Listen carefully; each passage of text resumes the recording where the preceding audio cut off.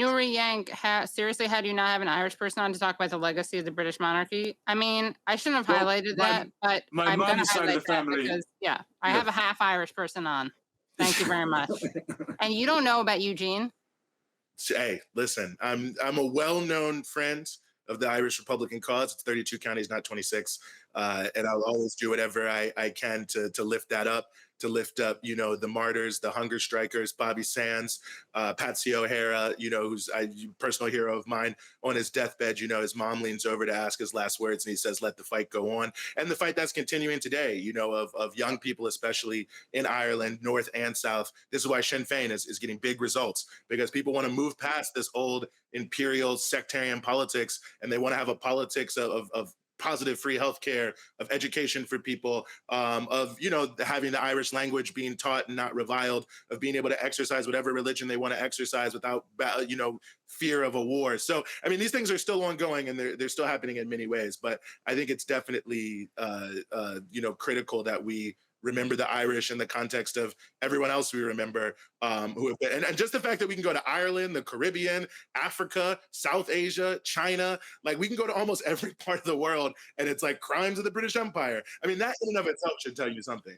William, any you want to say anything about Ireland? The history of the UK and Ireland is despicable. I mean, especially when you go back and look at, it's really where the British started to sharpen their tools of divide and rule. Because when they settled the north of Ireland, when they brought Scottish Protestants over from the north of Ireland, they sort of and forced the Irish tribes people out, there was a brief period of unrest where poorer Protestant people and poorer Catholics sort of united together to struggle against the oppression that was going on. That's where Wolfe Tone, who was a hero of the Irish Republican movement, where he sort of cut his teeth and got involved. He was actually a Protestant. He was a Presbyterian.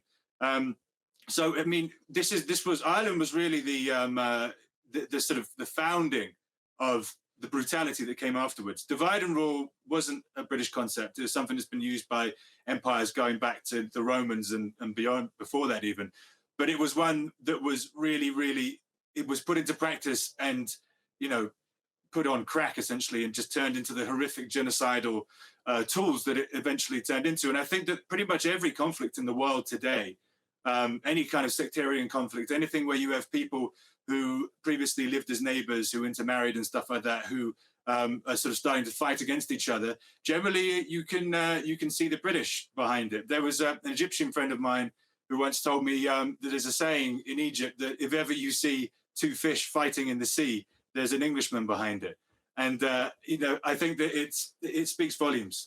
The struggle of Irish liberation is one which in England, it has to be taught at school.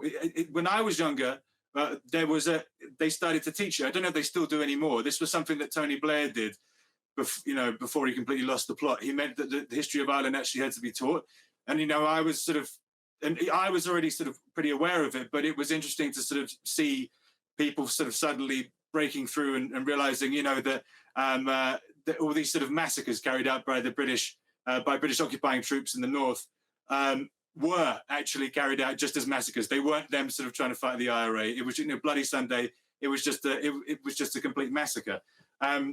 So yeah, no, the history of Ireland is something that, and the entire history of the crimes that Britain has committed are things that we must learn about and must be taught at school in England, and has to be discussed in a public way in order for the country to move forward and enter the modern realm. Because at the moment, as I said at the beginning, we're trapped in the past. We have a monarchy, we don't have a written constitution, and huge percentages of the population are brainwashed into thinking that we've done nothing but good around the world.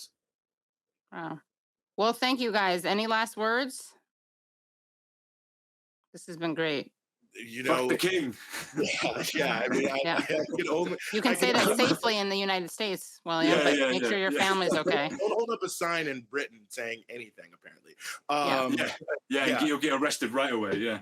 Yes. Right. There's still a law that says it's illegal, that you can go to jail. It's not enforced apparently, but you can go to jail. Ahmed Twage, who was on earlier, I don't think he knew that, but I think he's not in England right now, but he's British Iraqi, and he wrote a piece that I worry that could be construed as calling for the abolition of the monarchy. So don't enforce it, guys.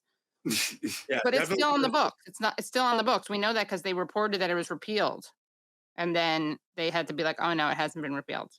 You just think if King Charles III was like actually a good person, he would be coming out and being like, guys, don't cancel any cancer surgeries. Like it's not that serious. Yeah, Yeah, yeah, seriously. yeah. Like, what are y'all doing? Like, speak out. So hopefully we'll see the end of this. And from Ireland to, someone mentioned the Malvinas Islands, Gibraltar, so through Gibraltar in there. It's amazing. And Chicago.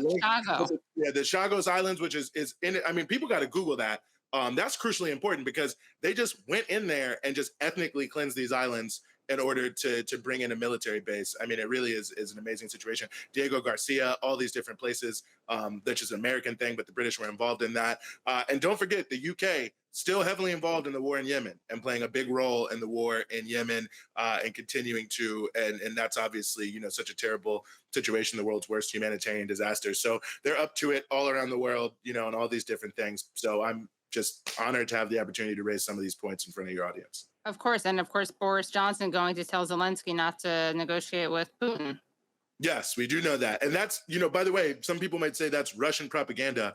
I just want to note that in one of the most recent issues of Foreign Affairs, that is revealed. So I've seen some people sort of questioning whether or not that happened, but this is from like Russia hawks, people who hate Russia, saying that this is what they believe to have happened from their sources. And I assume they're pretty good since, the people who hate Russia are the ones doing it. So yeah, you can see the UK is an enemy of peace, but so is the United States, and the UK is just but we know that, right? They're just our bitch.